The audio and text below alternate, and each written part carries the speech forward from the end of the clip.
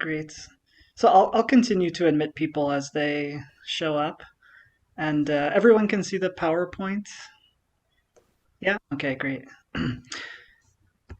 Good. We're getting more people. All right. Well, thanks everybody. My name's Stephen Christopher, and currently I'm living in Pokhara. So it's always possible that my internet could go weird, or that there could be monkeys that come through my yard, and then the dog goes crazy when the monkeys come. So if you hear any crazy noises, just please bear with me.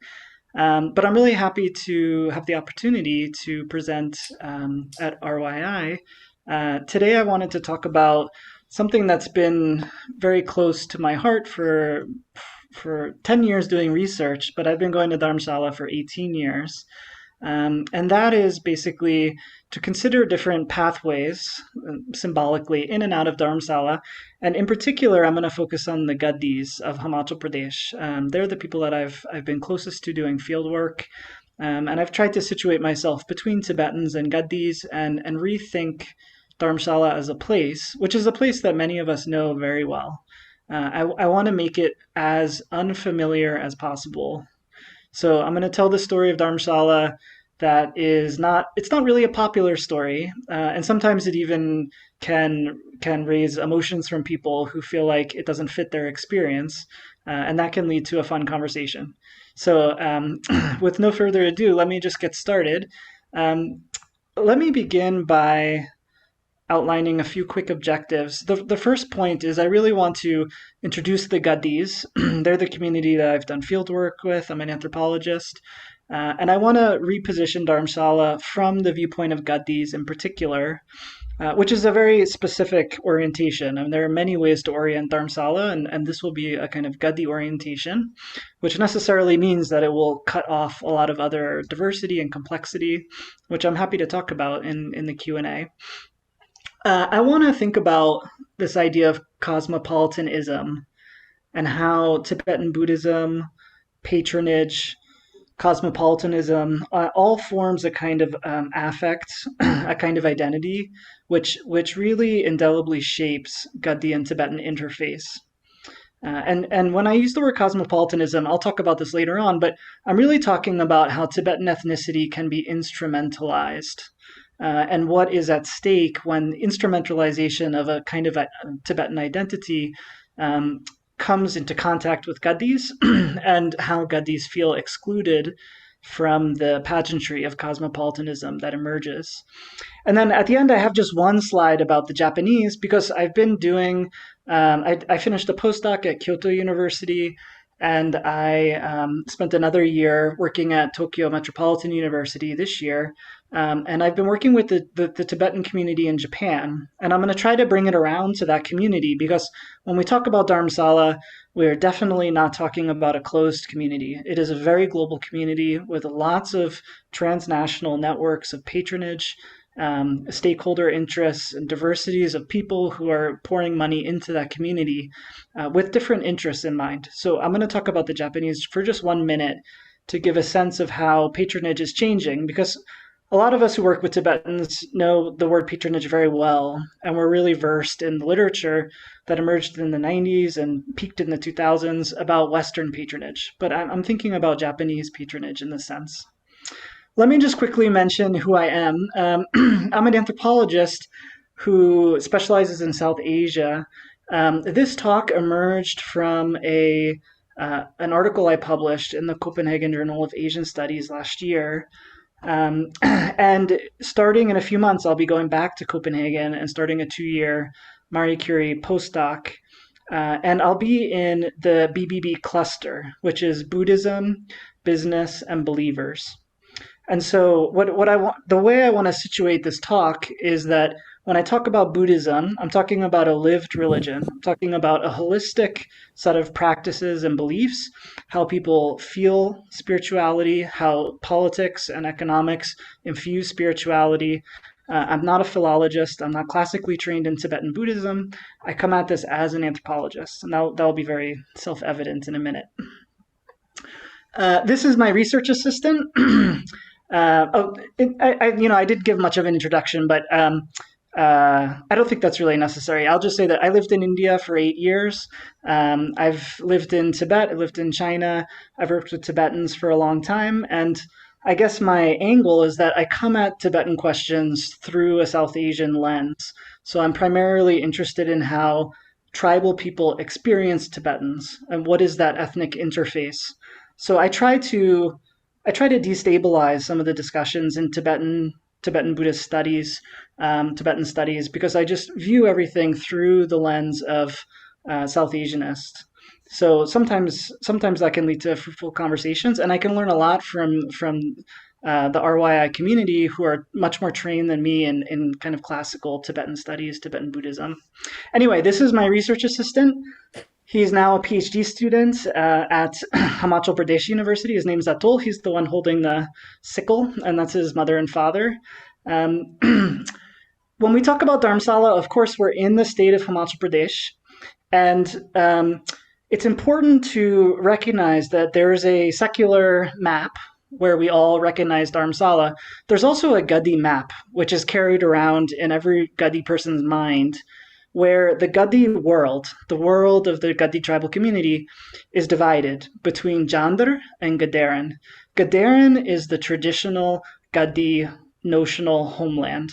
It's where Barmor is, which is where the Chaurasi temple is, which is kind of the cosmological center of Gaddi life. It's where Mani Mahesh is, the mountain that's sometimes considered Kailash.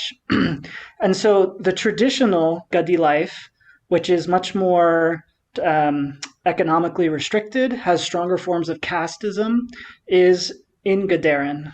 And there are many folk songs, there's many poems and movies about Gadaran as a Gaddi homeland. But Dharamsala, if you look at where Dharamsala is located, it's in Jandar. And Jandar in Gaddi folklore is a place of modernity. It's out of the mountains, so you come down the southern slopes of the Dholadars and you're into the Punjabi plains. And Dharamsala in particular represents a space of modernity because of the recent development. So what I'm going to tell you is the story of how a Gaddi village, which was really a pastoral stopover as you go through Indrahar Pass between Jandar and Gadaran. So there's 13 passes that connect Jandar and Gadaran that Gaddi shepherds are taking traditionally. Dharamsala is on one of those paths. So when we think of Dharamsala, the first disorientation I want to give you is that for Gaddis, it is the first place out of the homeland. So it's the expanded Gaddi world, and it's a place of modernity. By that I mean traditionally, it's a place where Gaddis would have spoken Hindi, would have mixed with Punjabi culture. And when you compare Gaddi communities in Gadaran and Jandar, there are significant differences in terms of linguistic practices, marriage patterns, cultural attitudes.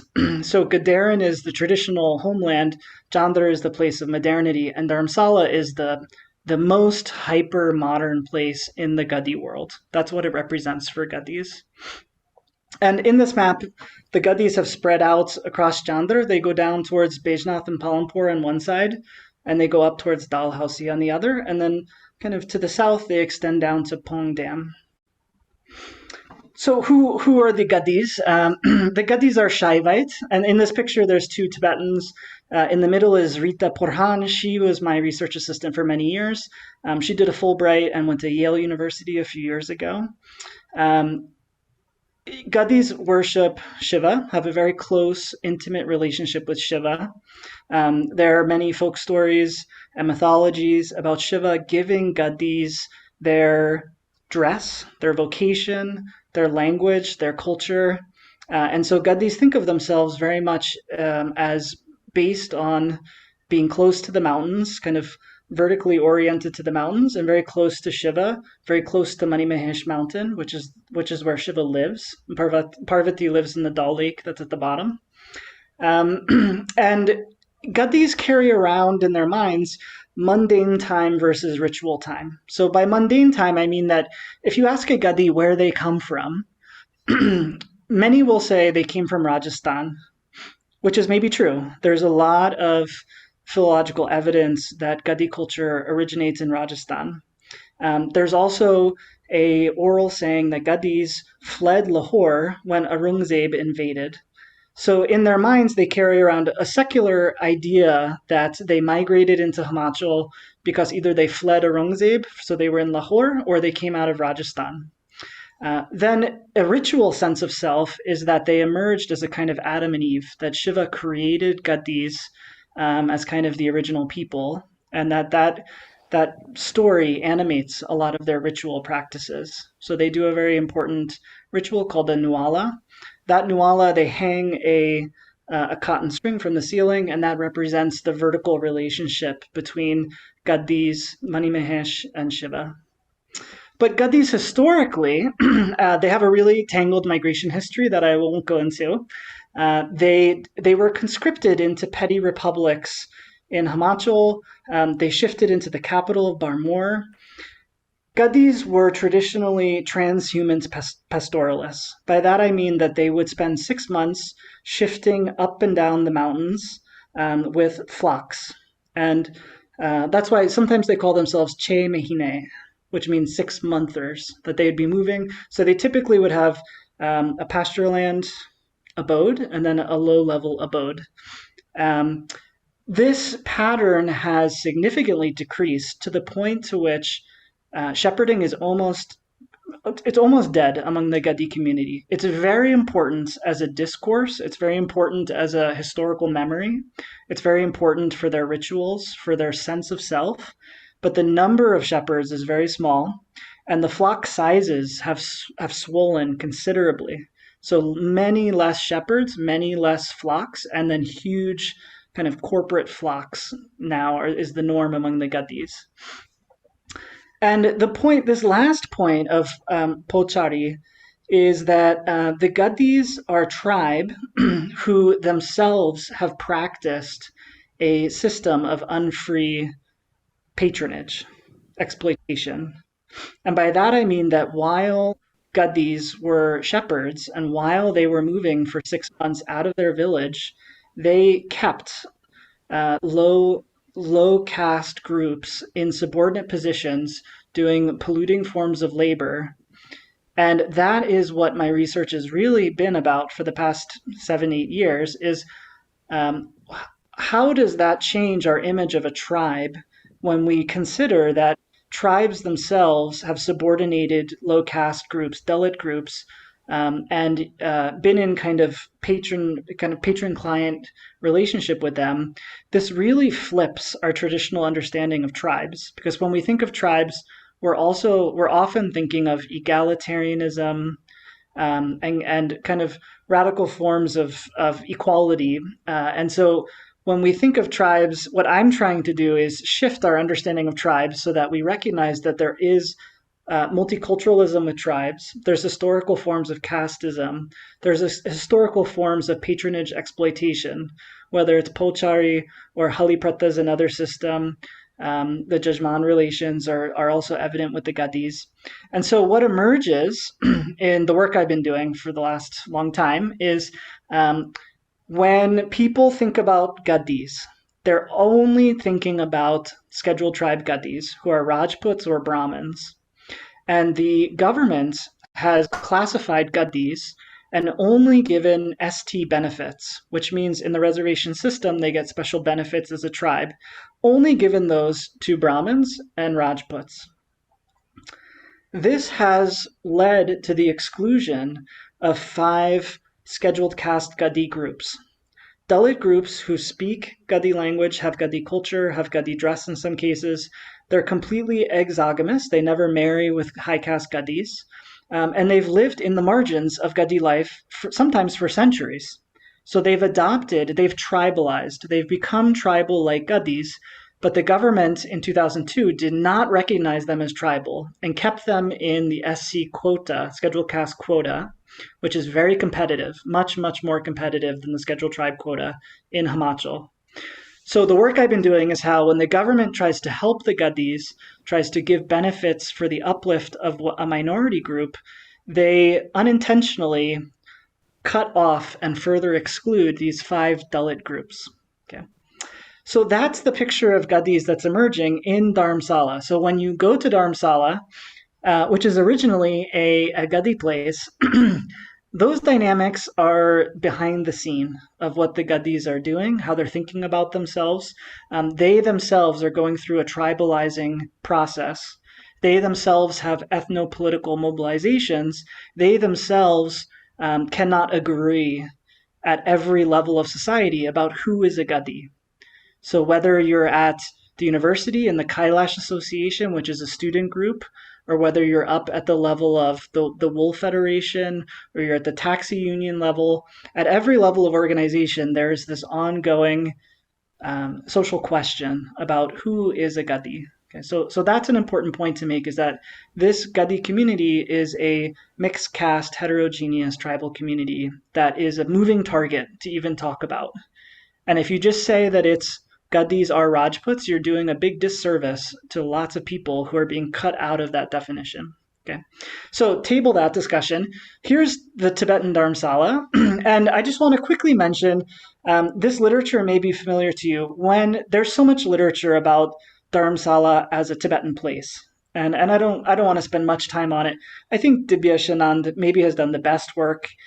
He's spent a lot of time talking about the creation of authenticity, of nostalgia, of homeland, of how Dharamsala becomes Dasa or Little Lhasa. Itri Sen at the University of Copenhagen has also done great work on how Dharamsala is cool. And she uses the word cool very intentionally. Cosmopolitanism produces a coolness among Tibetans, and there's a kind of cool gloss of cosmopolitanism, a globalization in Dharamsala. Dharamsala has also been thought about more radically as a kind of place where Tibetans are reconstituting their homeland. And I completely misspelled that word, I apologize, but this idea of reclaiming or reconstituting a homeland, there's work about that as well. There's work about Dharamsala as a place of political struggle. There's work about Dharamsala as a place of geopolitical intrigue where the Chinese are trying to infiltrate the CTA. There's work about Dharamsala as a seasonal base for Tibetans. So really emphasizing the way in which Tibetans are moving in and out of Dharamsala. It's not a stable community, but it's really a seasonal community, mostly based on the sweater business, the Tibetan sweater business. The work that I've done has been about how Tibetans have thought of Dharamsala as a wasteland, as a place of nothingness until they came. And they brought cosmopolitanism, and they brought development, and they brought the Dalai Lama, and they brought the coolness and the cosmopolitanism, and the Gaddis have benefited from that. So there's a discourse that is, I would say it's strangely Chinese in the way in which it reproduces some of the CCP logic about how the CCP invaded Tibet to bring civilization to a feudal society. To some degree, Tibetans reproduce that same ideology when they come to Dharamsala and say, we're bringing the civilization to this Gaddi wasteland.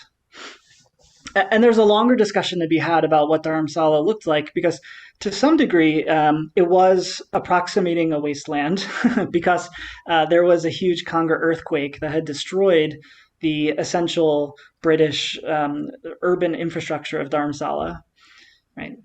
So, but let's just table that discussion. And then this last point, Natalia Block has done some really great work on Dharamsala in the last few years. And she's described Dharamsala as a super diverse place, super diverse place where ethno-commodification and tourism privileges Tibetan Buddhism, privileges Tibetans because of their proximity to the Dalai Lama.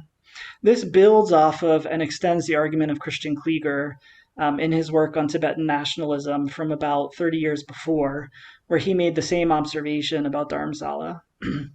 I'm going to criticize that position because my position is that when Tibetan Buddhism becomes a resource, when it becomes commodified, that has serious implications for Gaddis and how Gaddis feel connected to Dharamsala as a place and how they feel like they can participate in the cosmopolitanism of Dharamsala.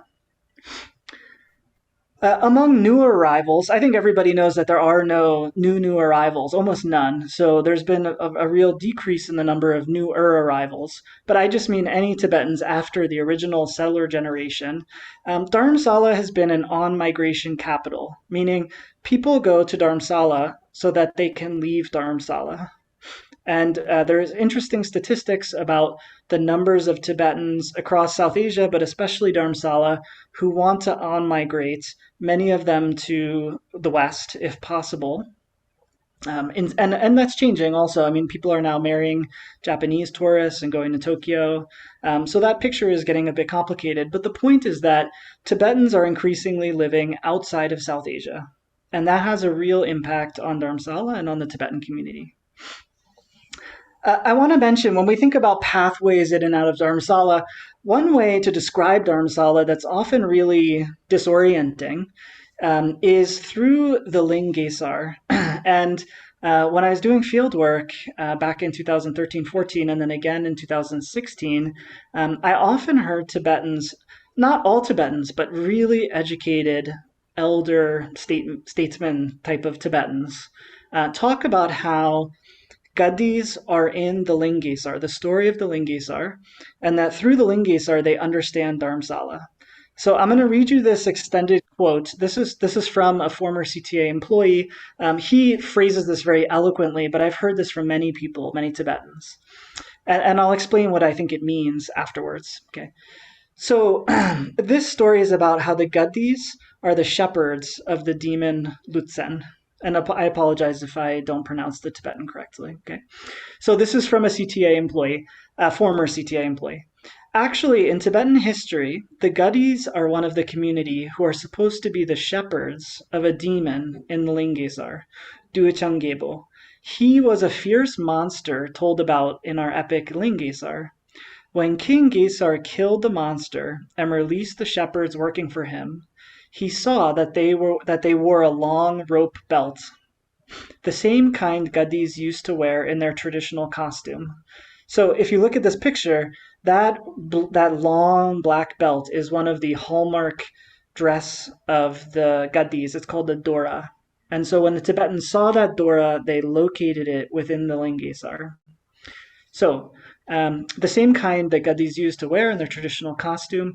When Gaddis arrived in Dharamsala, when the Tibetans arrived in Dharamsala, they realized that in fact the Gaddis are Achang Gebo, King Lutsen's shepherds. The Gaddis are the people who rear the sheep of the monster. These Gaddis. This is traditionally, by root. I don't mean all the Gaddi now, but initially. The Gaddi race comes from there. This is what we Tibetans say, especially elders from the central province. I don't know how Indians tell their history. If you go deeply, you'll find out about it. There was a time when King Gesar conquered Duechang and ruled over even Dharamsala. I was very amazed the first time I heard this story, but after I had heard the story several times, I started to think about what it could mean that some of the original settler Tibetans carried around this mental framework of Gaddis through the Ling Gesar. And the way I end up analyzing it is I borrow from Marshall Solon's work on Lono, and Captain Cook went to Hawaii and met Lono. And Marshall Solons has a brilliant concept called mythopraxis. And mythopraxis, the key ingredient of mythopraxis is that two discrete communities are meeting each other for the very first time. Okay, so this is a kind of traditional model of first contact. And this happened with the Tibetans and the Gaddis. There was a moment in time where the first Gaddi met the first Tibetan in the 1960s, and they made contact with each other. And the Tibetans were displaced, and they were impoverished, and they were going through all kinds of emotional displacement, physical displacement, sickness. And when they saw Gaddis wearing this black rope, they located them within a cosmology. And I think of this as a kind of refugee coping mechanism, that it makes a lot of sense that Gaddis, Tibetans who didn't understand who Gaddis were, would just locate them within the Ling Gesar based on this idea of the black long rope belt, the Dora.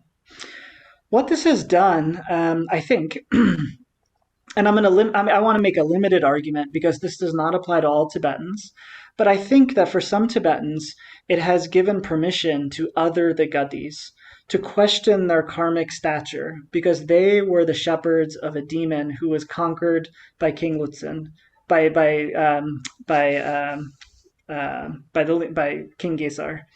And in many cases, Tibetans are often trying to understand why they have more money than Tibetan or than Gaddis. Why as a Tibetan they have more international prestige? They have more of a sense of being cosmopolitan. They have more of a sense of being global citizens.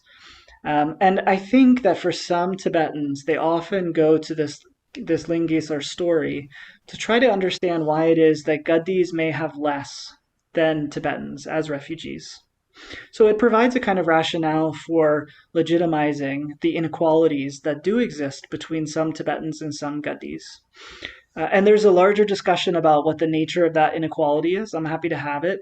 But I'm going to argue that cosmopolitanism is a resource that accrues to Tibetans, not to Gaddis. And from that position, even if you just say symbolic inequality of who gets to be cosmopolitan, I think that this mythopraxis, this practice of Tibetans using a lens, a spiritual or religious lens to understand a novel community is important. And I think it has impacted community building among Tibetans and Gaddis for some time.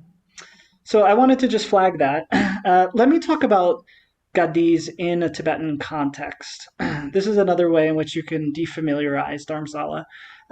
For Gaddis, Dharamsala is a place of economic opportunity. It is the place of the most economic opportunity in all of the Gaddi world. And there's not even a close second.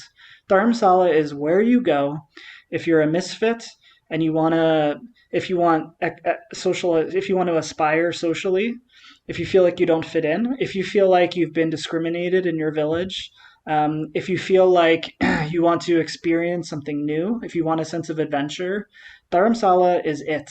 So, I'm in Nepal now, and in these surrounding villages around Pokhara, so many of the Nepalese people are going to Dubai and Qatar. Gaddis don't do that. And there are very, very few that do leave the country. Dharamsala is their Dubai. It's where they go when they want that sense of something completely new possibilities, new economic possibilities. It's also a source of resentment. And the reason for that is because Dharamsala, Upper Dharamsala, maybe I should be a little clear about terminology because I'm really talking about Upper Dharamsala, which includes McLeod Ganj and all of the surrounding satellite villages that spill down the mountain through Hiru and into Fatehpur, and then up into Nadi and so on. There is a sense of resentment, especially about McLeod Ganj, that Gaddis sold their properties to Tibetans at the beginning of the boom, the tourist boom, and have not benefited from tourism. That overall, Gaddis remain the cooks and the drivers, and they remain at the informal service economy, whereas the Tibetans have become landlords and have made more money and had more economic opportunity. So Gaddis feel like they lost their economic opportunity and they sold it out to the Tibetans. That has been a source of resentment that Gaddis will describe to me often. Especially elder Tibetans who were around in the 80s and 90s. Another way is oftentimes Gaddis are confused about who Tibetans are, because when we think of Tibetans, we think of refugees, and we think of all of the vulnerabilities that accrue to a refugee, a stateless person. But for many Gaddis, there's a kind of confusion where they don't see refugees, they see global elites. They see people moving between countries, speaking multiple languages, getting vast forms of patronage and support, who get access to certain kinds of visas that they could only dream of having. And for them, they don't focus on the precarity or even the sense of exhaustion among the refugee communities going into its third, fourth generation. I focus a lot on the exhaustion of Tibetan refugee claims, but for Gaddis, they often focus on refugeehood as a symbolic resource. And that's really important because it drives a lot of resentment. What to a Western person looks like a sympathetic situation, to Gaddis can look like a source of inequality. And I mentioned, I put at the bottom Om Mani Padme Hum because Gaddi sometimes joke that Om Mani Padme Hum actually means, oh, money, pay me soon. This is a kind of joke among Gaddis. And the meaning of this joke is that Tibetan Buddhism and Tibetan identity has been so commodified for economic extraction, what they call the collusion between foreigners and Tibetans. And so something as spiritual as Om Mani Padme Hum takes on a financial and a kind of subversive interpretation among Gaddis. Okay. It's also important to mention that there's been a surprising amount of violence, real empirical violence between Gaddis and Tibetans in Dharamsala. 1994 saw a murder which involved Kishan Kapoor, who's a very problematic BJP Gaddi leader. And so that murder of a Gaddi boy by a Tibetan led to vast communalism and a lockdown in Dharamsala. Many Tibetans were targeted, Tibetan buildings were burned down, and so on. In 2007, there was a really large spike in gang violence, Gaddi gang violence against Tibetans. And in 2015, while I was there was a really senseless murder that involved I think it involved ease teasing and jealousy. And 3 Gaddi boys were sentenced to life in prison for killing a Tibetan. But that's not it. Those are the highlights. But those are the major peaks in violence. But there's been an uncomfortable level of intimidation, violence, and the CTA has, in many ways, tried to suppress this story because they want to emphasize so much the "Thank you, India" narrative that when it is the case that a Tibetan is attacked by Gaddis, oftentimes the CTA will directly intervene and discourage the Tibetan from filing an FIR with the police. And I have a lot of evidence of this happening several times. So there's this low level of regular intimidation focused, from Gaddis towards Tibetans that's suppressed by the CTA. And if you want to read more about this, his work is a little sensational and bombastic, but Miller Ringzen, he lives in New York, I think. He's a Tibetan who has written articles, really sensational articles, but also with a strong element of truth to them about, is Dharamsala safe for Tibetans? And he outlines all the kind of intimidations, practices of bullying, rape of Tibetan nuns that Gaddis have done over the years. And while I question the tenor of some of his language, I don't really question the underlying empirical evidence. I think it's true.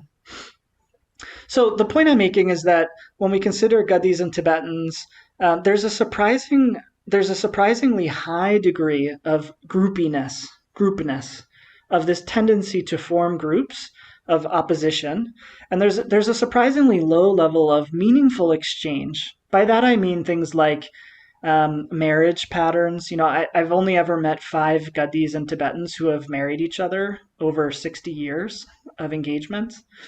There's a high degree of segregation of Tibetans and Gaddis. And this, again, what I'm saying is at odds with the CTA, who create a narrative of "Thank you, India," and how the Tibetans are actually really open to Gaddis. And there's a few Gaddis at TCV and so on. But when you really look as an anthropologist at the level of segregation, linguistic segregation, and institutional segregation at the level of schools and hospitals, spiritual practices, it's high. There's very infrequent spiritual sharing between Tibetans and Gaddis. And when there is, it's usually very top down. It's usually Tibetan Buddhism being kind of imposed as a universal ethic on Gaddis. There's very low cultural knowledge of the other between Tibetans and Gaddis. There's for example, I mentioned the Nuala, which is a hallmark practice of Gaddis. It's an all-night ritual, a sheep sacrifice. Very, very few Tibetans know about that, even though they've lived in Dharamsala for decades sometimes. It's sometimes even the case that Tibetans who live in Dharamsala for decades don't even know the name Gaddi because they really have no engagement with the Gaddis. They don't even know who the Gaddis are. Another point that it's a small point, but it's an important one, is that many Gaddis are really angry about this kind of memory that they have, that when the Tibetans came in the 1960s, they exchanged meaningless things for Gaddi Kapoor stones. Kapoor stones is a really important It's part of a mala, traditional necklace worn by Gaddis. And according to many Gaddis I talked to, they exchanged their traditional heirloom kapor stones to Tibetan merchants, and sometimes they got hing or some kind of spice in return for it. And it created a surprising degree of ongoing resentment from the Gaddi community. And just overall, there's a high degree of distrust, right? And there are some really important exceptions, and I've written about that and I've published about that. And it's really important to emphasize when Tibetans and Gaddis are making really meaningful connections with each other. And I go out of my way to emphasize those stories. But that is a minority case. And what I'm talking about is the kind of norm that has existed across Dharamsala. Tibetans are the first to recognize this because many of them are moving between Bailakuppe and the south. And when they go to the south, they oftentimes feel much more at home with the Indian community that surrounds Bailakuppe and Karnataka. When they go to Dharamsala, they don't feel that way at all. So this is the way in which Tibetans often frame this to me. So let me spend just a few minutes talking about cosmopolitanism. The way I analyze this, cosmopolitanism comes from Diogenes, and it means to be a global citizen, and it has something to do with an aesthetic open to difference, a kind of predilection to accepting the other, meaningful engagement with the sense of the other. The way I'm thinking about it is that it's also symbolic capital that structures social inequalities. That's the way I think about it with Tibetans and Gaddis. In Dharamsala, there is a marketplace that is predicated on Tibetan Buddhism, and it favors Tibetans and it disfavors Gaddis. And I'm happy to unpack that in the Q&A. But, just a few moments of that is that, Dharamsala has become a smart city. Well, the branding of the smart city was Divine Dharamsala. And this picture shows the Dalai Lama meeting as the brand ambassador. The Dalai Lama is the brand ambassador of Divine Dharamsala. And this was in 2015 when they were still competing to win the award. So they have won the award. It's worth millions and millions of dollars. And the branding is essentially Tibet focused on the divinity of Dharamsala and the centrality of the Dalai Lama. Like I mentioned before, there's this Mind and Life conference that produces a kind of secular ethics. And it's interesting and sometimes disconcerting how there's a top-down. Gaddis don't participate in that conference, and yet there are many Gaddi villages around Dharamsala where a secular ethics mural that emerged from the Mind and Life conference, representing the universal Tibetan Buddhist secular ethics, is painted on Gaddi schools. And this is just kind of a moment where, Tibetans are representing the universe, literally universal ethics. And the Gaddis get the mural painted on the wall of Tibetan secular universal ethics. So you can see there's a core and a periphery. That's what I'm kind of getting at here. In the next few years, there could be, the Asian Development Fund has allocated $25 million to build a giant Buddhist theme park in Kaniara, which is in Lower Dharamsala. That will further reinforce the way in which being cosmopolitan, being global, part of the ADF is focused on the centrality of Tibetan Buddhism in particular. And Kaniara has a really interesting Gaddi history that I don't have time to get into, but the Gaddi community there has been really decimated by restrictions on open slate quarry mining. And the general argument I'm making is that Tibetan refugees live in broad structures of geopolitical goodwill in Dharamsala, which includes transnational patronage, and it includes discursive projections, how people imagine Dharamsala in a way in which centers the Tibetan community. So here is the Lion Man. If anyone has spent time in Dharamsala, they've seen the Lion Man. He gives really flamboyant quote-unquote dance performances, I guess considered modern dance. And the way I write about him is that, he's a great example of someone who has developed incredible cosmopolitan competencies. So when we think about cosmopolitanism, without going into analytic philosophy about what are the conditions for cosmopolitanism, I'm focusing on another side, which is competencies, practices of being within a system of forms and meanings which make you cosmopolitan. And I think the Lion Man, I don't want to spend too much time on him because he's just one guy, but to a very significant degree, Dharamsala Tibetans exhibit many kinds of competencies that don't oftentimes accrue to Gaddis. So those include emotional competence, imaginative competence, communicative competence, things like being able to manage multiple identities in a condition of trans-boundary context where things are shifting between boundary contexts. Tibetans are excellent at that. Tibetans are also excellent at drawing inspiration from a vast medley of cultural influences. And the Lion Man is a perfect example of that. In this picture, the second picture at the bottom, what the Lion Man does is a kind of performance art that violates the physical bodies of foreigners. And in 1 hour, he does this performance. He raises a huge amount of money in the local economy, in the context of what is a normal salary. He can earn in 1 hour 1 month's salary of a Gaddi. And his performance, the tickets he sells for his performance, involves things like headbutting people, picking up people, grabbing their buttocks, taking off his shirt, sweating on people, shaking on people, humping people, physically getting on top of them and humping them. I don't know if anyone's had the experience of the Lion Man. If you actually go to YouTube and just check out Lion Man, and you can watch his videos and you'll get an exact sense of what I'm talking about. The point I'm making is that it is predicated on assumptions that foreigners want to be deeply connected to Tibetans, that they come to Dharamsala for that purpose, and they pay the money, and the Lion Man gives them the kind of violation of their body, literally the pressing upon their body, where there's a kind of interesting mimetic desire transference, where foreigners are getting to support a Tibetan, and they're getting to experience a Tibetan. And the Lion Man positions himself in a very Tibetan Buddhist kind of way and emphasizes the narrative of Tibetan Buddhism and his authenticity of coming out of Tibet. And the point that I'm making is that the Lion Man can do this because he's Tibetan. Because if he was Gaddi, he would never sell a ticket. And if he ever tried to do this with foreigners, they'd be afraid and call the police. And so the point is that Gaddis don't live in the same structures of goodwill that Tibetans live in.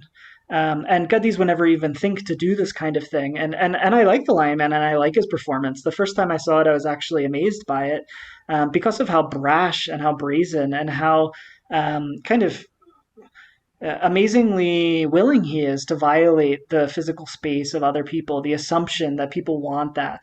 And there were a few people who ran out of the room, actually. So as he was doing his humping performance, a couple of people did leave the room out of discomfort. But the point is that a Tibetan could do that, theoretically, and a Gaddi certainly could not.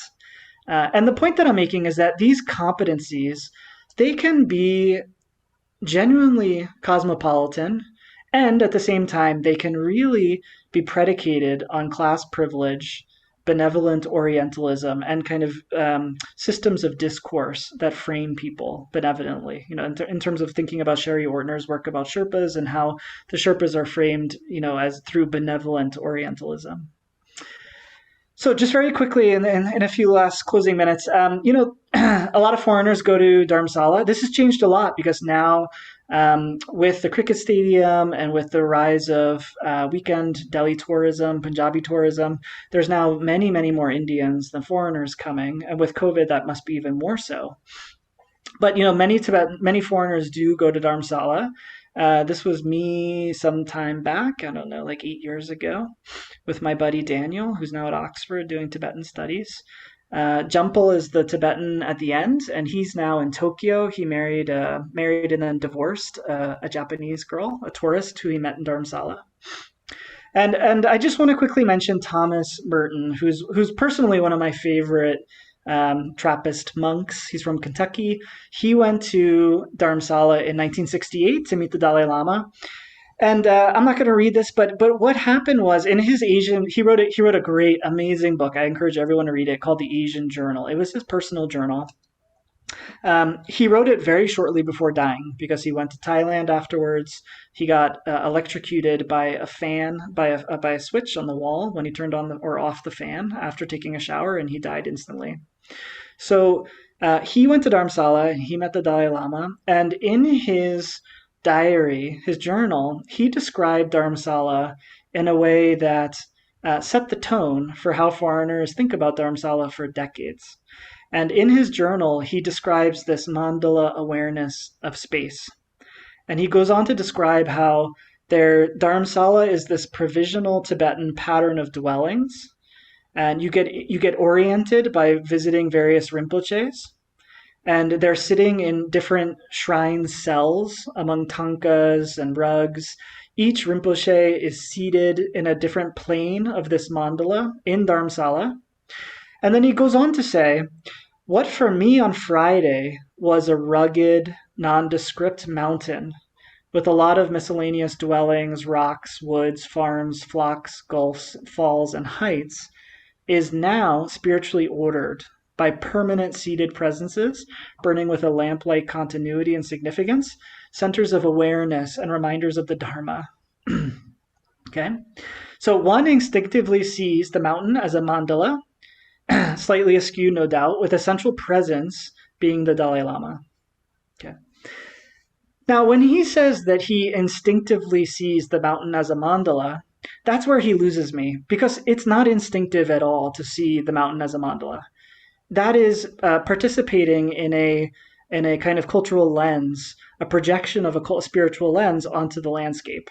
And there's no reason to think that Dharamsala is in fact a mandala. There's no reason to think that the Dalai Lama is the center of that mandala.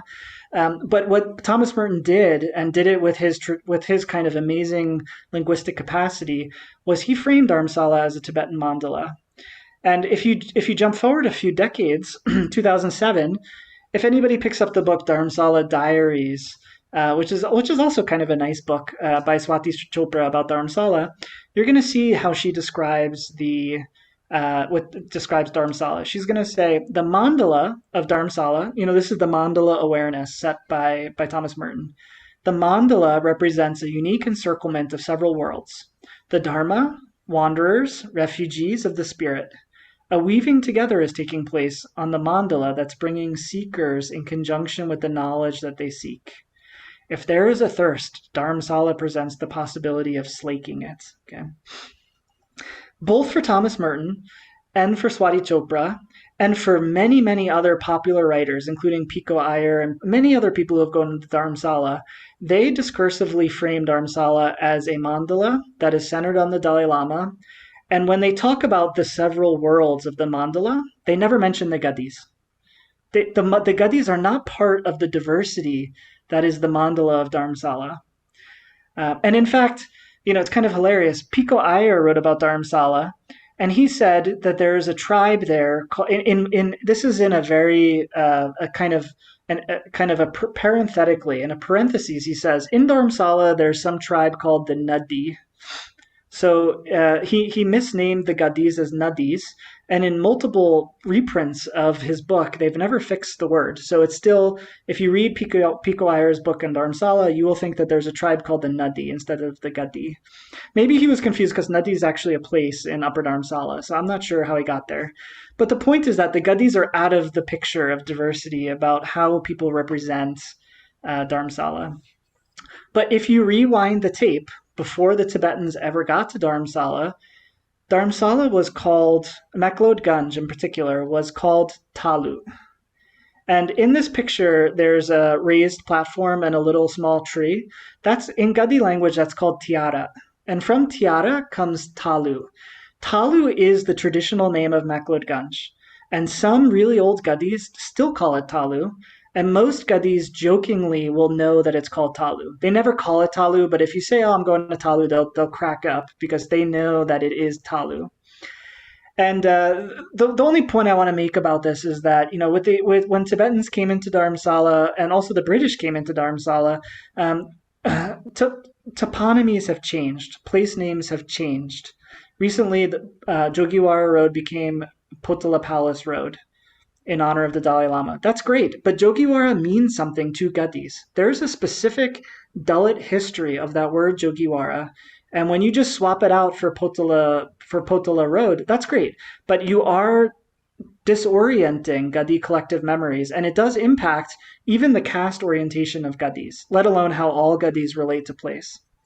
But I just want to say that, when people think of McLeod Ganj, I just want to try to throw that word Talu out there because that is the traditional Gaddi name for McLeod Ganj.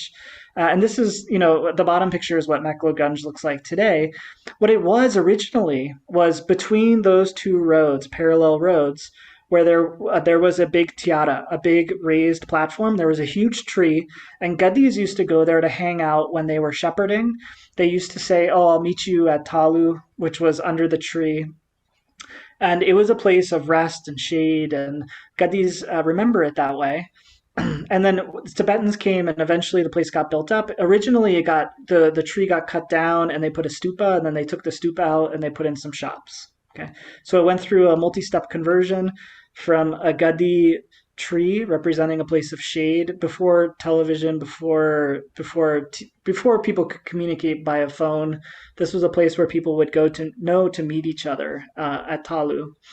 And so it went through a multi-stage process where the tree was uprooted, stupa was put in, and then it became a commercial space.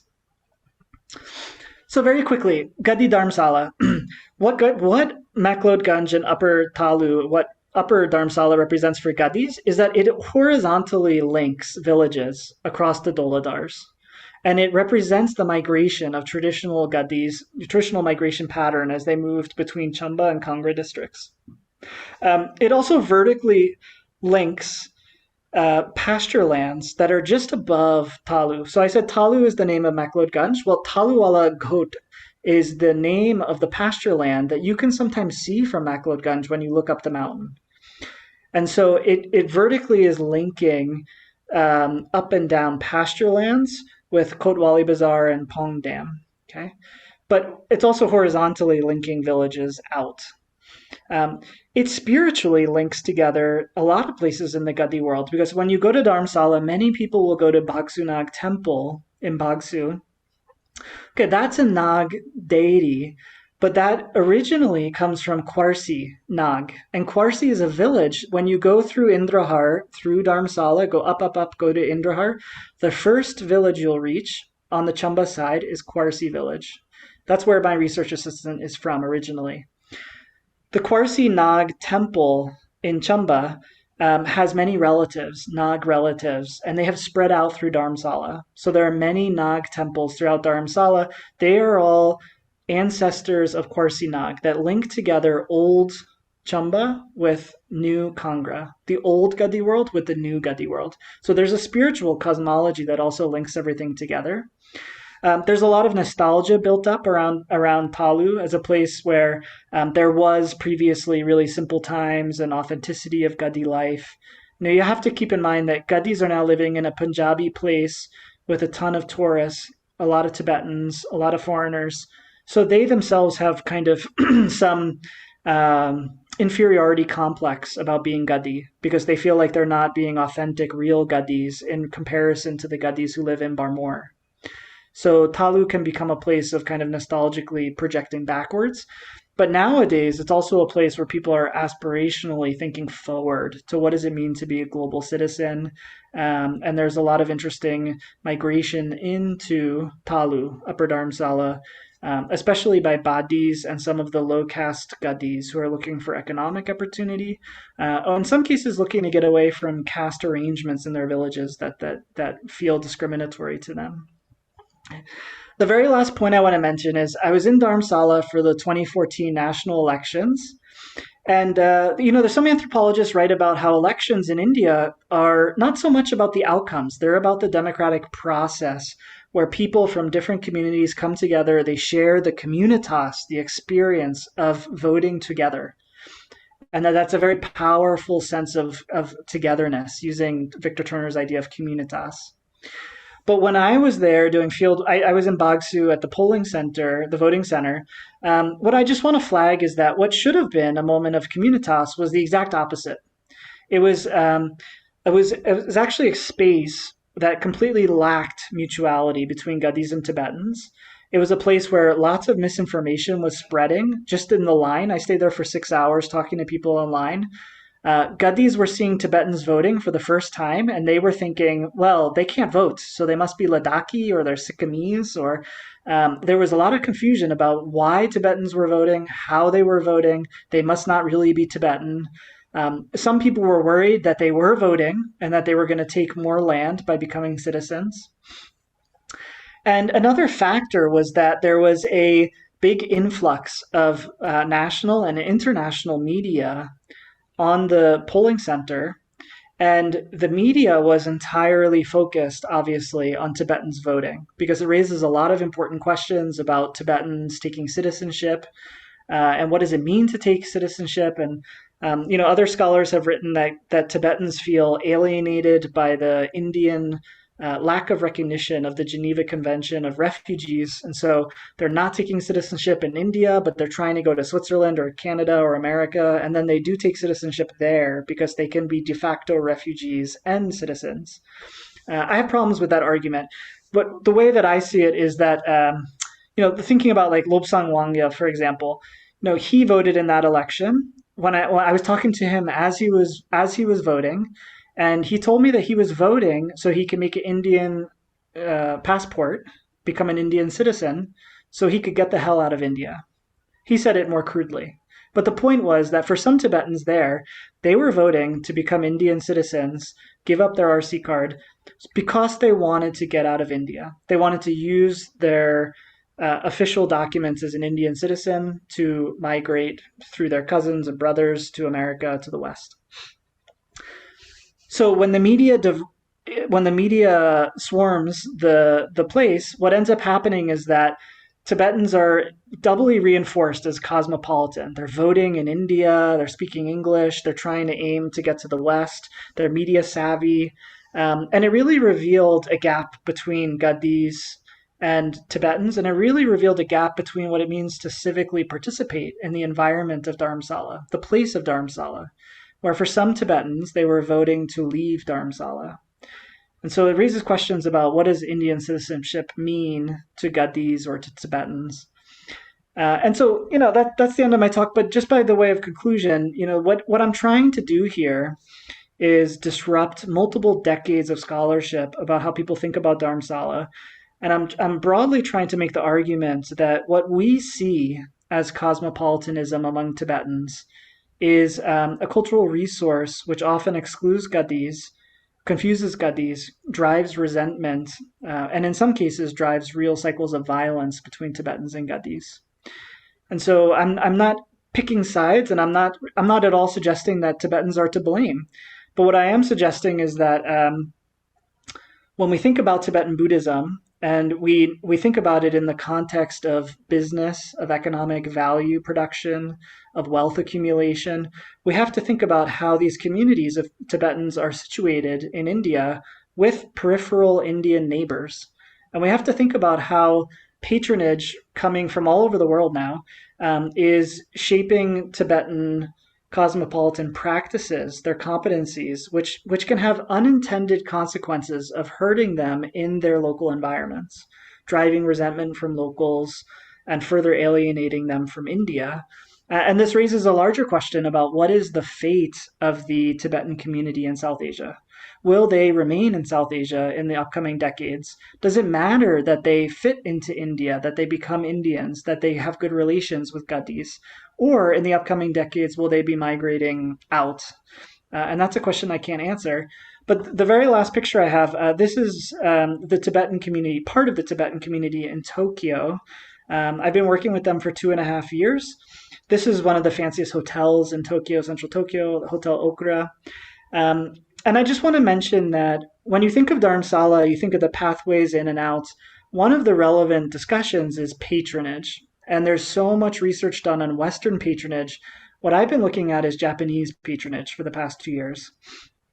What I have found very quickly is that behind this Tibetan community are right-wing pan-Asianist, pro-emperor, reactionary, militaristic, uyokudantai, right-wing groups, Japanese right-wing groups that are the main patrons of the Tibetan community. And they're not the only patrons, but they are the main patrons. They're the main ideological support system in Japan. And when you're in Dharamsala, you may see some things that they've done. So, for example, if you go to the Dalai Lama's palace, there's a judo hall there that was donated by Marie-Curie, who is a Japanese. He created Teikei, an Alsac kind of security company, and he himself is a right-wing person who supported Pema Gyalpo, who's Lodi Gyari's younger brother, who's been in Japan for the last like 50, 60 years. Ever since he was 14 years old, he's lived in Japan.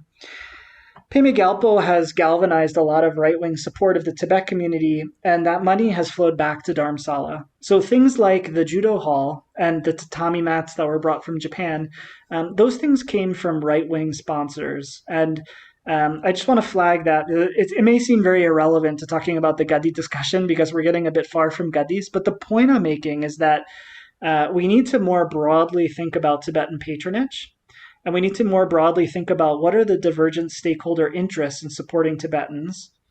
And we need to more broadly think about how when that money flows back into Dharamsala, to what purpose is it put? Some of that is ideological, and some of that ideological purpose is totally at odds with the CTA and the stated goals of the CTA. They're at odds with Tibetan Buddhism more broadly. And so it raises questions that I've been looking at for years about, well, what does it mean when hate groups, right-wing hate groups who are militaristic and reactionary are supporting Dharamsala, supporting the CTA, what does it mean when that money flows back? And then ultimately that money does trickle down to Gaddis. Okay, the money doesn't trickle to Gaddis, but the sense of exclusion from these systems of patronage do. So what I'm trying to do, I'm going to be continuing this project for the next 2 years at the University of Copenhagen, and I hope to tell a story that can have Dharamsala at its center, and it can spread all the way out to Singapore, to Vietnam, to Japan, and to the growth of these East and Southeast Asian networks of money that are going back, trace the money back to Dharamsala, and then trace the effects of the money down to the Gaddi community. Okay. So I appreciate your time. I talked for too long, but that's the big picture. And I'd be really happy to hear any opinions or suggestions that you guys have about the way that I'm framing Tibetan Buddhism or Tibetan ethnocommodification. Okay, so thank you very much for your time. I appreciate it. Thank you so much. This is so interesting. It's kind of like a lot of intuitions we can have when we go to these places, but we've never framed it, right? There is kind of, we see, we sense, but somehow we might be so focused on Tibetan Buddhism that we kind of leave this discomfort on the side or something, right? And I can see in some places in Nepal, similar cases being the case, right? With some Nepali different castes having similar feelings toward Tibetan communities and all these monasteries, and it popped up like a similarity of I wouldn't say arrogance, but this is hierarchy of some people having more value than others, that kind of thing. So this is really exciting work that you're doing. I think the discussion needs to happen. So let's, if you don't mind, let's open up with a question. You can manage that if you want. Call in the people you want to talk to, and we'll keep the discussion going. I will have a few questions for you afterwards, but they're not important. Great. Yeah, and I also want to ask you to elaborate on that point. So if you could name the caste or the neighborhoods where those dynamics are playing out, maybe it's something I can look at while I'm here in Nepal.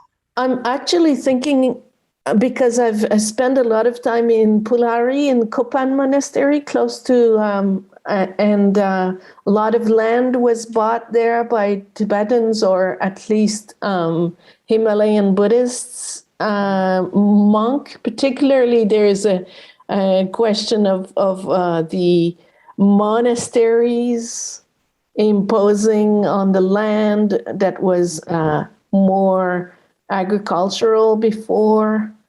and resentment. I've heard this also around the stupa sometimes, because the stupa is gathering all kinds of groups of people who identify with the spiritual meaning of this special spot, and sometimes I'm hearing resentment as to it being only referred to as Tibetan Buddhists and attracting all the tourists, and the tourists not knowing about the history of the place or the people who were living there around there before. So I've heard many things like that before. That's really interesting. Yeah, I didn't mention that, this whole project with Gaddis originates with, I lived in Majnu Katila in Delhi for a whole year. And I actually didn't live in Majnu Katila. I lived across the street in the Punjabi Basti. So there's an Indian Dalit neighborhood across the street from Majnu Katila. And there, the Dalits also really complained about the economic resources that Tibetans had in Majnu Katila. And so I started to see resentment towards Tibetans. And then I started to think, yeah, the Tibetans are a unique refugee community. They're not absolutely unique. There are other refugee communities that end up becoming having economic, sociopolitical, and economic advantages over the host country. What immediately comes to mind are the Bukharian Jews who left from Uzbekistan. They moved to Canada, North America, and they became economic powerhouses despite being a kind of refugee community that fled for their lives. But the Tibetans are special. The Tibetans have thousands of years of patron-client relations, and they have a lot of savvy merchant skills that they can bring to this engagement. Yeah. So anyway, let me. I think Dan, you had your hand raised first. So why don't you jump in? Thanks. I'll try to keep it a little bit brief. Real quick, I think the economic ties to Bodh Gaya are extremely important here, especially. I mean, you could also work in Sarnath a little bit, in Sarnath and Varanasi, but the flow of money is definitely going to include Bodh Gaya. The flow, at least until the refugee center in Kathmandu was closed, the flow, the significance of that, I don't know what it is economically, but the sort of new relationship between Nepal and China. Sorry, I know I'm being very technical here, but those are obviously very significant things. To build on what Dion was just saying, there's a sort of culture of Tibetan aristocrats who own carpet factories, throughout the city of Kathmandu. So that's one place. But I do appreciate you encouraging all of us. We have to be mindful that we are ostensibly in a, quote, Tibetan refugee university. We're really in a Himalayan Buddhist university, but we constantly have to be mindful of how to kind of responsibly engage that. So I think that's a lot for us to think about there. So I very much appreciate that. Two quick things, sorry. There is an argument that the mandalas are not random. Guru Rinpoche, as the story goes, inscribed the land of Tibet with Buddhism, planting treasures, forcing oaths from demons and so forth. And so the notion that a mandala can be created ritually and can be created intentionally in that way would be very obvious to Tibetans. So, that's a clash, obviously, with how Tibet, Merton may or may not have known that that's what was going on, but there is very much an obvious, clear ritual logic for that you want to be aware of. Karsa. I wanted to, last thing. You got me thinking about how exactly Tibet became cool. And I think Tibet couldn't have really become cool until the late 1980s at the earliest. I think what happened, this is me speculating, is that there was a second wave of refugees after China opened, after Lhasa opened in the 86, 88, and then closed again in the 88, 89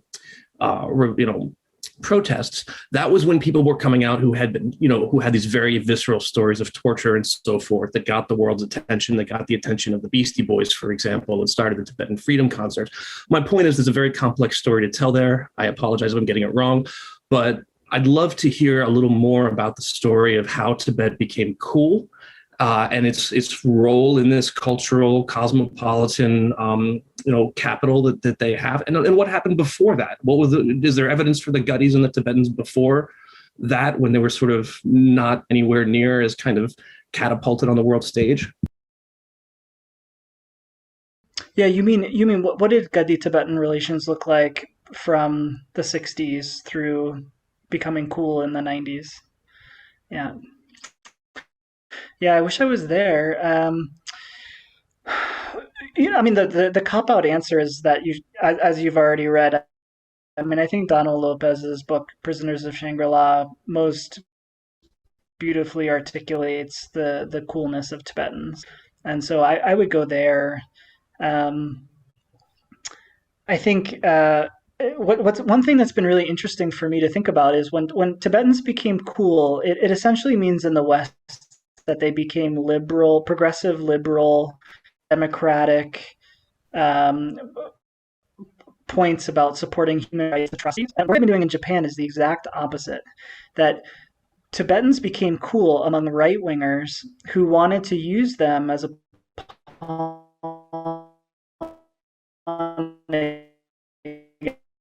against the Chinese, and they didn't think Tibetans were particularly cool at all. And then through the 90s, when Richard Gere and Goldie Hawn and the Beastie Boys made it very cool in the West, that did not happen in Japan. It became cool among right-wing uyokudantai, right-wing nationalist, ultra-nationalist groups who thought that they would support Tibetans as a way of criticizing China. And so that's just something that when I think about your answer, I'm trying to say it in a more interesting way. That instead of just repeating Donald Lopez's point, I'm trying to say that as Tibet becomes cool in different countries, it's for different reasons, actually. Like Tibet is becoming cool in Vietnam right now. And when you start, hopefully I'm going to go to Vietnam later this year and do some field work there. But why are they becoming cool in Vietnam? Well, they're becoming cool in Vietnam among some younger people who want to criticize the government and criticize their alignment with the Chinese. And so those are not right-wing uyokudantai hate groups. Those are young, liberal, progressive Vietnamese people who feel like Vietnamese Buddhism is corrupted with Chinese influence, and they want to go to Tibet to find an alternative, cool Tibetan Buddhism. So what I'm trying to do is, we all know this literature that really influenced Tibetan studies in the 90s and 2000s. I'm just trying to update it with what does it mean for Tibetans to be cool in 2021? Because now the picture is a little different. There is a little more of a scary, right-wing, hateful pan-nationalist, pro-militarist influence that is shaping some of the Tibet support. And so some of the Tibetans have capitulated to that. And for them, being cool means making their identities amenable to those right-wing reactionary political forces in Japan. So instead of developing a habitus of being a cool liberal, like when you go to McLeod Ganj and you meet the guy, the cool Tibetans who are liberals and they listen to Beastie Boys and they in Japan, it's actually swinging in the other direction. That to be cool is to be a bit right-wing. It's to be a bit militaristic, a bit nationalistic. It's to love Trump. It's to love Fox News. It's to love Breitbart News. That's what it means to be cool among some Tibetans in Japan. So that's what I'm trying to get at. If I can just tell that story convincingly about how the political and ideological forces that are supporting Tibet, there's always been some right-wing reactionary support of Tibetans in the UK, in the US, but it is I think in some parts of the world it is accelerating, and that's kind of what I want to say about how Tibetans are framing their coolness in that sense. I can't answer the historical question about what Tibetans and Gaddis looked like from the 60s to the 90s. I think that there was mutual distrust. Gaddis said that for many years they were afraid of Tibetan lamas who wore red robes because they thought they were cannibals and they thought they were monsters, rakshas. And so there's this discourse of the Tibetans were doing dangerous work. They were building roads and slate mines, and the Gaddis, some of them did help the Tibetans as best they could, but I think for the most part there was not much of a shared sense of community. But I wish I was there, and I've talked to some older people who were there in the 60s and 70s, and I'll try to get a better sense of what that looked like. But great questions. And I really take your point about Tibet, how Dharamsala could be a mandala from a certain kind of Tibetan Buddhist ritual perspective. I get that. I totally get that. Georgina, can you weigh in? Thanks for your patience. Yeah, no, not at all. Yeah, so, I mean, mostly just to say, yeah, it was super, super, super interesting. Thank you so much. I really appreciated listening to it. I've lived in Dharamkot for about the last 2.5 years.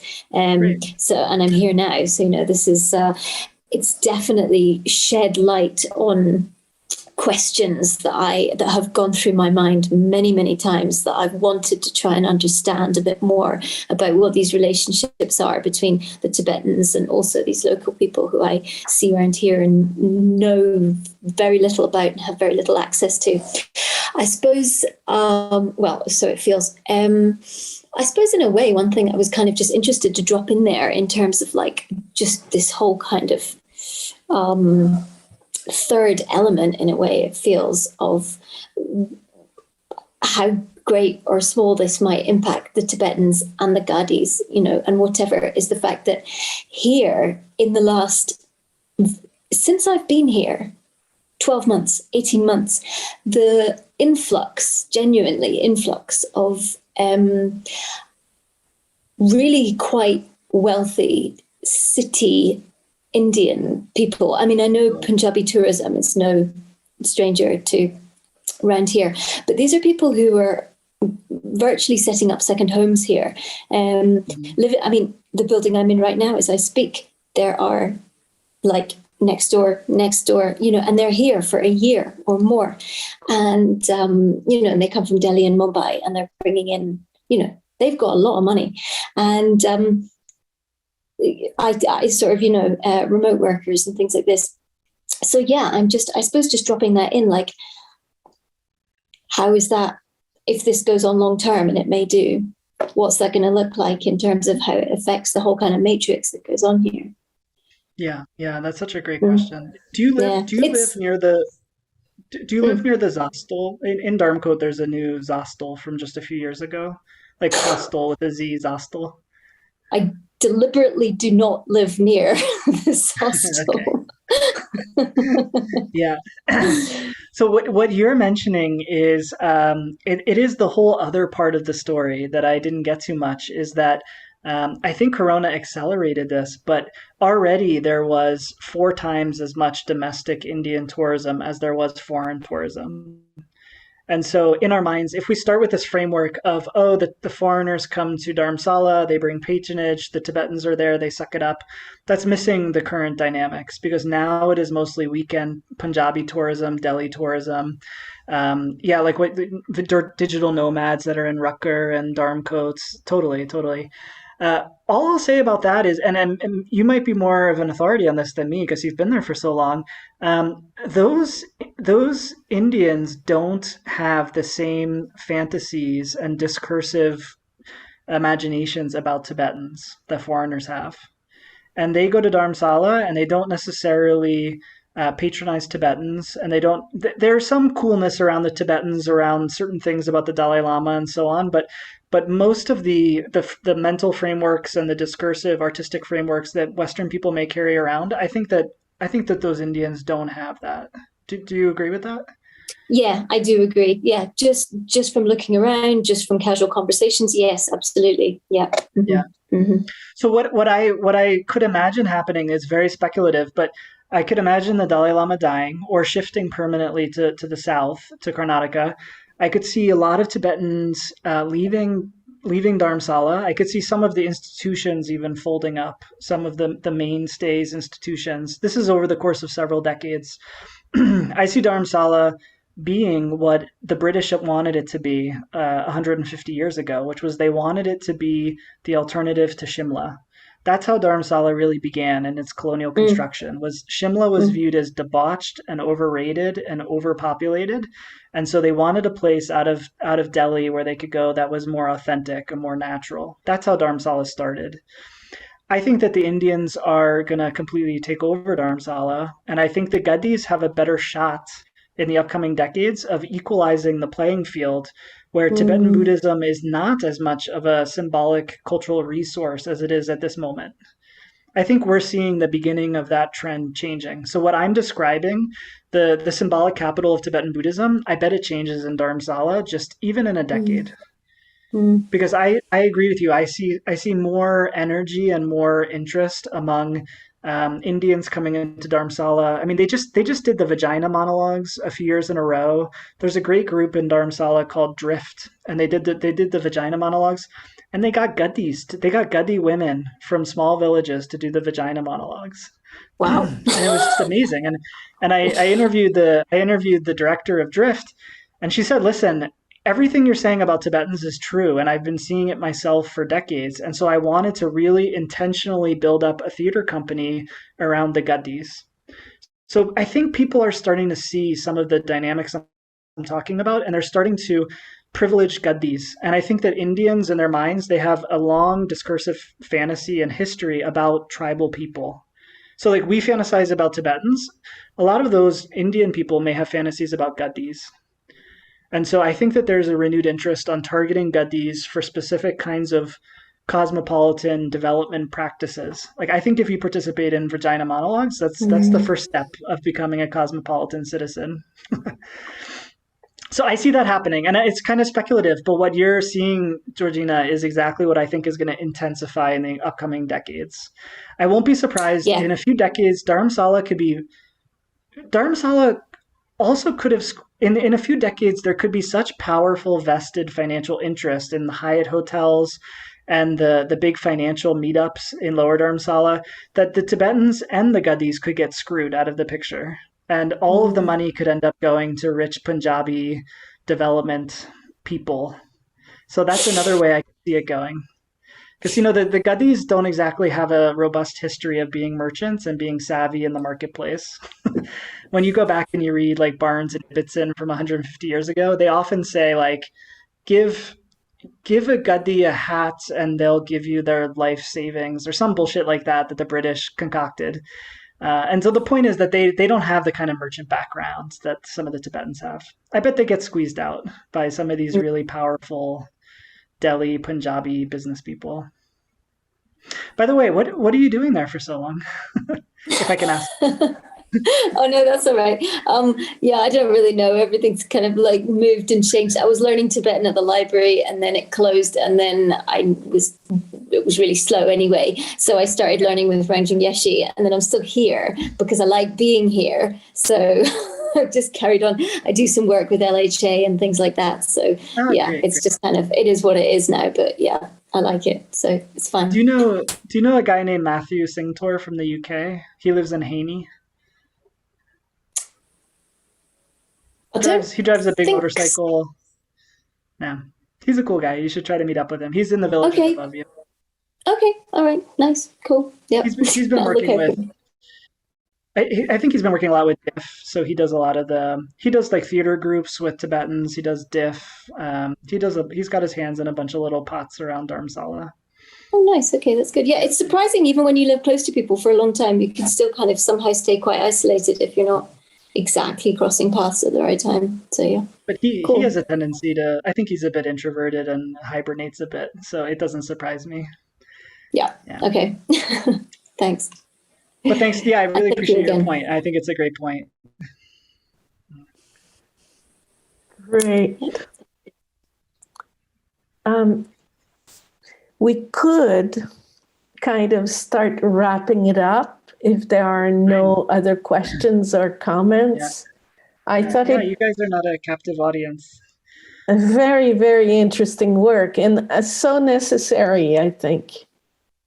Great. Well, I appreciate the venue. I'm happy you recorded it. This is the first time I've recorded this because I'm getting to the point where I've sat on this for years and years, and I'm ready to get it out there. I've published a little bit about it, but in the next 2 years, I'm going to write a book that starts with Singapore, Vietnam, and Tokyo, and it moves into Dharamsala, and then it moves through the Tibetans to the Gaddis. So hopefully in the next 2 years, I'll tell this story and make it as big as possible, but also as small as possible. So I'll focus on things like Gaddi caste, Gaddi casteism in villages, how all these things are interconnected at the global level down to like where Georgina is, Dharmkot actually has a ton of casteism, even though it's very developed. There's a few Dalits living in that community. It's basically a Rajput village, and those Dalits have been discriminated very overtly at festivals and in like public feasts and so on. So Dharmkot's really, it's a complicated place. Mm. I have two small questions because before we wrap up, if you don't mind. They're very, very small, but I didn't understand this cluster of Buddhism, business, and believers. Yeah, do you know Trine Brox at University of Copenhagen? So she's the director of the, let me get it right, Center for Contemporary Buddhist Studies. So that's where I'll be doing a postdoc there on the Marie-Curie starting in a few months. And what is special about that place, the reason I wanted to work with Trina, is that they focus on materiality and wealth accumulation. And they start with the premise that in Tibetan studies and also in the popular imagination, there's just too much focus on the ascetic or anti-materialistic practices of Tibetan Buddhism, when in fact we can write entire books about monasteries accumulating wealth, systems of patronage, the materiality of objects, and so on. And so her group, BBB, Business Believers, now it's moved on to what's called the Waste Project, which is how value and ritual objects become waste and need to be discarded. But the reason I wanted to work there is because this project that I'm broadly conceiving is basically Buddhist economics, and it's kind of the everyday.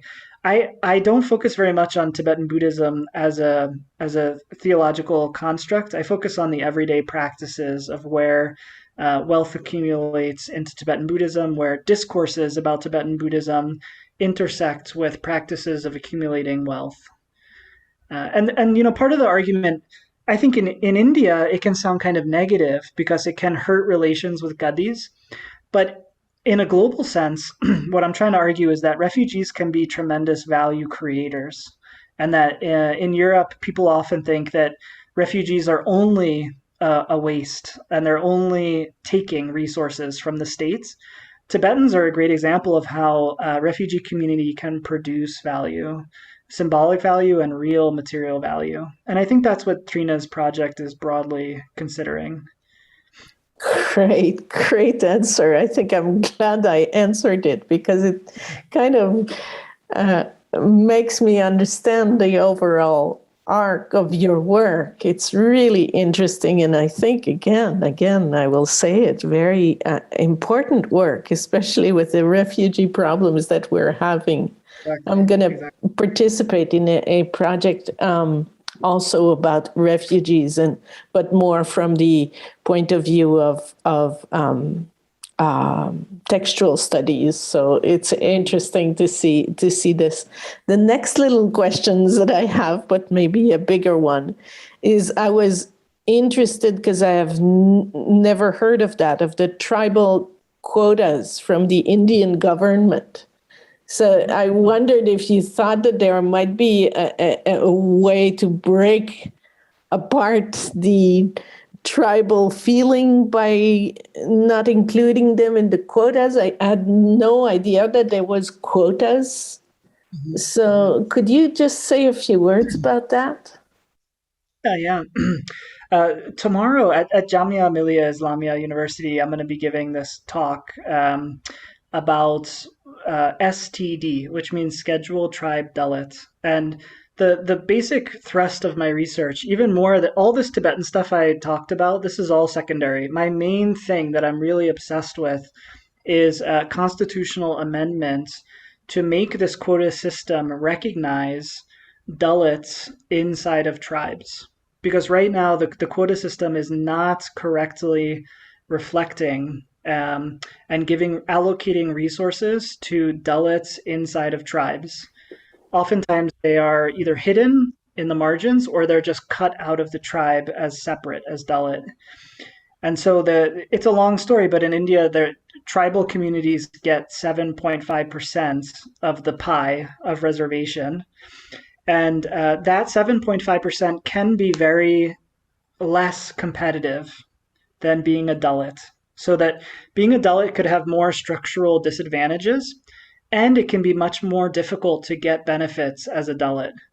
And it has to do with the composition of how many Dalits, what percentage of the population is Dalit versus what percentage is tribal. So where Dharamsala is, Himachal Pradesh, their 7.5% reservation is only for 5.7% tribal people. It means that it's an easy quota. But when you look at the Dalits, they're in a quota, they get 15% quota, but there's 28% Dalits. So it's almost doubly difficult. So it's actually 4 times more easier if they were reassigned as tribal. And there are various ethnopolitical movements to do that. They would be competing within a tribal quota, which would be easier for them. So the work I've been doing and what I want to continue doing is arguing to state governments that they should make a limited special quota that recognizes that inside of tribes, there's an intersectional identity where Dalits are tribal. And it's a very long story about why people don't see that already. It has to do with colonial anthropology and colonial ambassadors who had assumptions about tribes being egalitarian. So you can't have Dalits in a tribe because tribes hang out, they smoke hookah, they hang out with sheep and goats, and of course they're not casteist, right? So that's some of the assumptions that carry into this discussion. So I'll send you the link. I mean, of course, you definitely no pressure to come, but tomorrow I'll really spend an hour talking about how the Gaddis are an example of a tribal community that needs to change. There needs to be a changing state recognition to include those Dalit communities. At what and we're time? Like Regina, it's 2:30 in Nepal. No, 2:30 in India. I think it's 2:45 in Nepal. Okay. Where you are, Georgina, that's Haini and Dharmko. Basically, those are Rajputs and Brahmins. So when I talk about low caste Dalits, Dalit Gaddis, you're not seeing that at all because there are very few Dalits in your neighborhood. But there are hundreds of Gaddi villages, and they all are not monocaste. So that when you spread out across the Himalayas, you'll see that there are villages that are predominantly Hali or Badi or Sipi. They speak Gaddi language, they have Gaddi culture, but they're not counted as Gaddi. And so that's part of the problem is that Dharmkot or Nadi does have Badis, a bigger Badi community. But I recommend if you go down the mountain towards Hiruside and Rucker, you'll find more caste heterogeneous Gaddi communities. Oh, that's interesting. Yeah. The family I live with are Rajputs. Yeah. Mm-hmm. Yeah, ask them. I mean, just casually ask them, like, do Gaddis have Dalits in the Gaddi community? And they may say yes, or they may say no. It's really an open question to everybody. Yeah. Okay. Yeah, in Nepal, it's also an interesting question because within the monasteries, you have different groups of people. So you might have also, actually, you do have kind of a caste system within the monasteries. And Tibetans are usually on the top, and then you have different groups of people. With sometimes the Tamang being on the lower, although they're Himalayan Buddhists, or the Sherpas a little higher, like these kinds of things, the Mustangi, the Bhutanese. So, and all of this, when you're in the monastery, I lived in the monastery for quite a while, and I couldn't see it with my eyes, really, until somebody told me what was going on, right? There are these things, and then the lens was very clear that there was, within the monasteries, this kind of dynamic of caste system kind of thing. Yeah, I think we should expect this. I think it's a mistake to expect that a monastery would not have caste practices or hierarchies. I spent a lot of time in Vrindavan, the birthplace of Krishna, and there's a tradition there called Gaudiya Mat. So I stayed in a monastery, and the Gaudiya Math have very rigid social hierarchy. And there's a lot of white Hare Krishnas from Europe who participate in that tradition. And so it's a really interesting inversion where whiteness is coded negatively, and white people are put lower on the social hierarchy compared to like Bengali Gaudiya Math person would be considered higher. So sometimes we shouldn't assume what the hierarchy looks like. It can look very interesting, but we should always assume that it's there, I think. Yeah. Languages also define the accents. Sometimes they have to learn 5 different languages to be able to communicate with everyone in the monastery. Yeah, exactly. Yeah. Okay, everyone take care. Thanks so much. Thank you. Thank you so much. Everybody. Thank you. Bye-bye. Bye. Bye.